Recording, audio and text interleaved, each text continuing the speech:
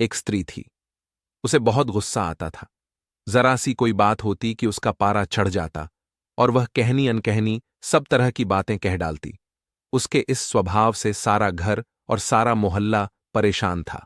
लोग उससे बातें करने से भी घबराते थे। वह भी अपनी इस आदत से बहुत परेशान रहती थी। जब उसका गुस्सा उतरता था तो उसे बड़ा पछतावा होता था, लेकिन फिर भी वह अपनी आदत से लाचार थी। एक दिन एक साधु उस स्त्री के घर आया। स्त्री ने साधु से कहा, महाराज, मैं बहुत ही दुखी हूं। मुझे बहुत गुस्सा आता है। मैं उस पर काबू नहीं कर पाती। साधु ने कहा, कोई बात नहीं, मेरे पास गुस्से को दूर करने की बहुत अच्छी दवा है। कल मैं आऊंगा तो साथ लेता आऊंगा।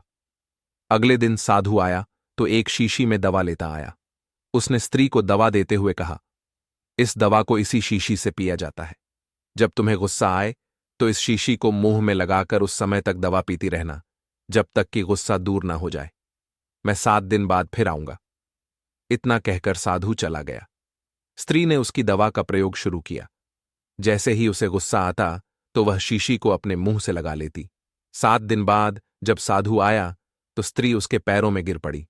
बोली, महाराज, आपने मुझे बचा लिया। ऐसी कारगर दवा दी कि मेरा गुस्सा जाने कहां चला गया।